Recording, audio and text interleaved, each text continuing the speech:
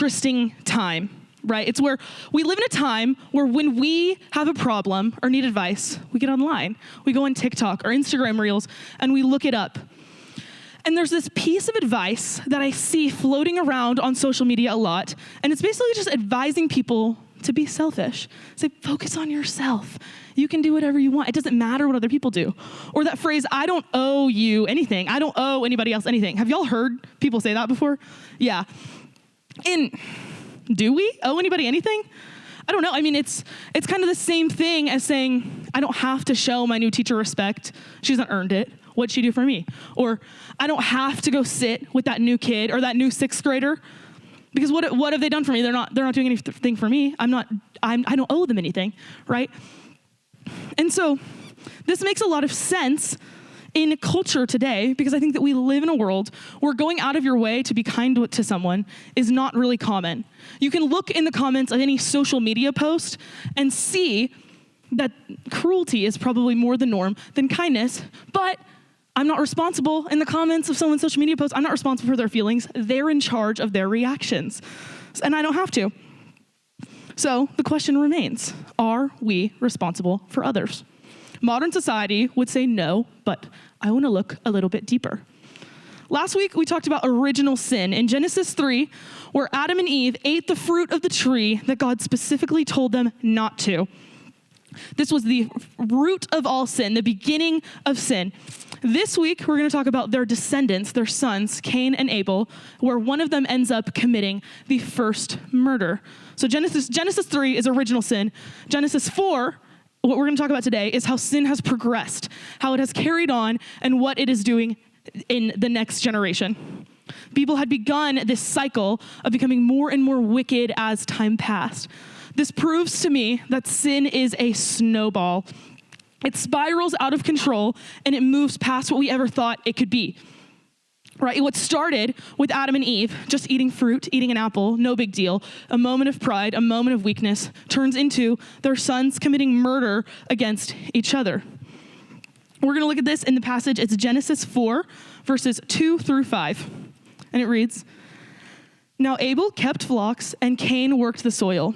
In the course of time, Cain brought some of the fruits of the soil as an offering to the Lord. Abel also brought an offering, fat portions from some of the firstborn of his flock. The Lord looked with favor on Abel and his offering, but on Cain and his offering he did not look with favor. So Cain was very angry, and his face was downcast." We don't fully know exactly why God rejected Cain's offer but accepted Abel's. We can make assumptions. We can look at the passage and say, Abel brought God the first fruit, or the firstborn, the very first, the best. Abel brought God his best offering, or the passage just says Cain brought some of the first fruits, some of that word. Cain didn't trust God with the very best offering that he could give him, while Abel took the offering and trusted that God would replenish, restore, and reward him for that. But God doesn't like Cain's offer, and Cain is pretty mad that God doesn't. It says he was gloomy and his face was downcast. He was upset and he was deeply resentful of both God and Abel in this moment. He probably was experiencing a lot of envy and comparison. I think that this is something that we can all really, really relate to, right? Have you guys ever had a friend or a sibling get something that you really wanted? I have, and it is the worst. It is so hard to not sit and say, it's so hard to not look at the blessings that God has given you, or the talents or the gifts that God has given you, and just look at what somebody else has, or what God has given somebody else, and not say, what the heck? I wanted that. And that's tough. That's a tough thing to do. So we see in the next verse how God responds to Cain in his jealousy and his envy. Genesis 4, 6 through 7 reads, "Then the Lord said to Cain, 'Why are you angry? Why is your face downcast? If you do what is right, will you not be accepted? But if you do not do what is right, sin is crouching at your door. It desires to have you, but you must rule over it.'"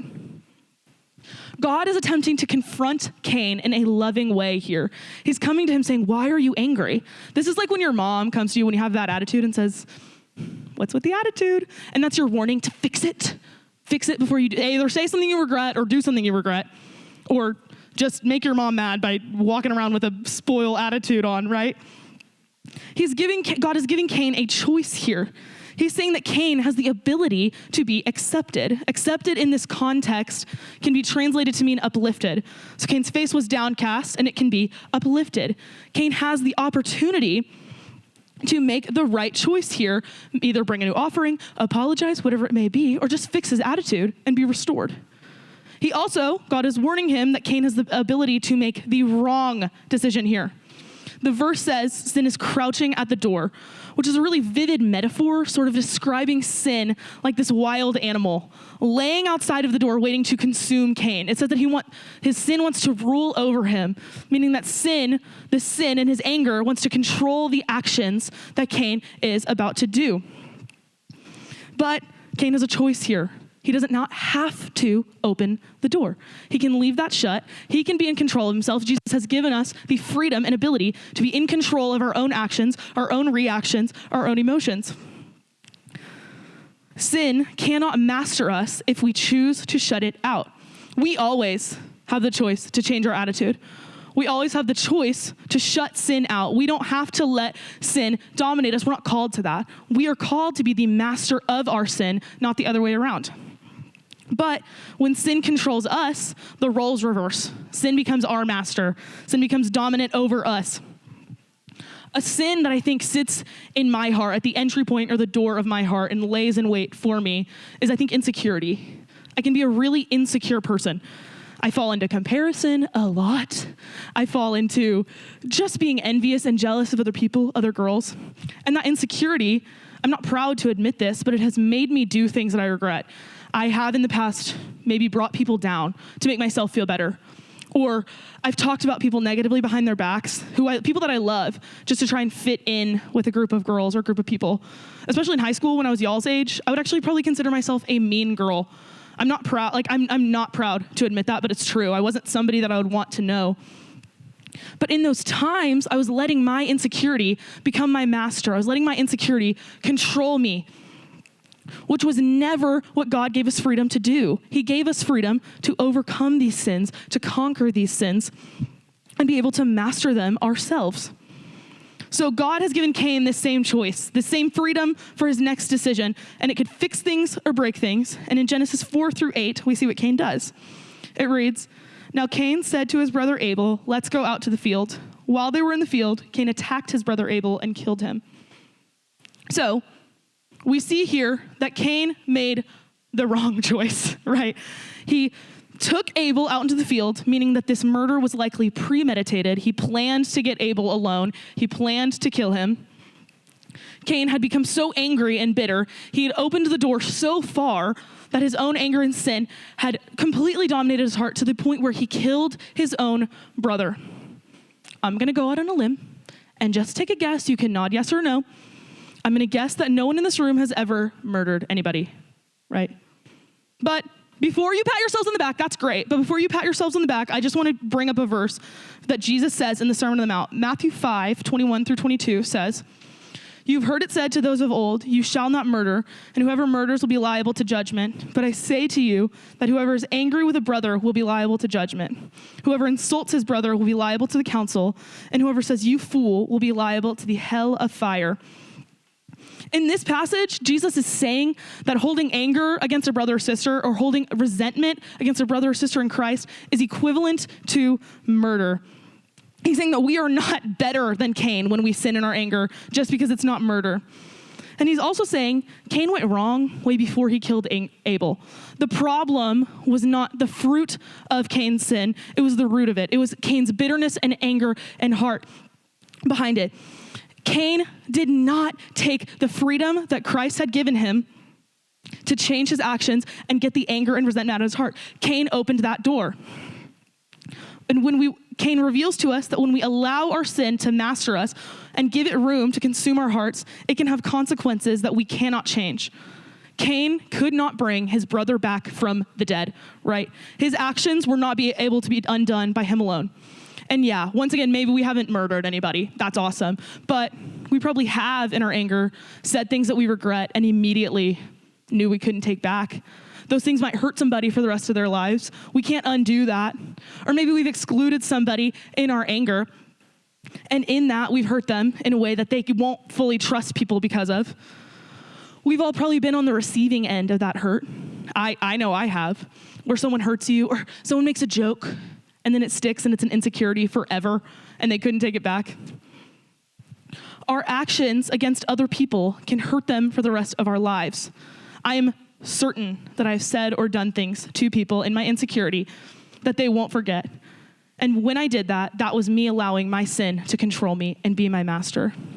We have all been on both sides of this equation.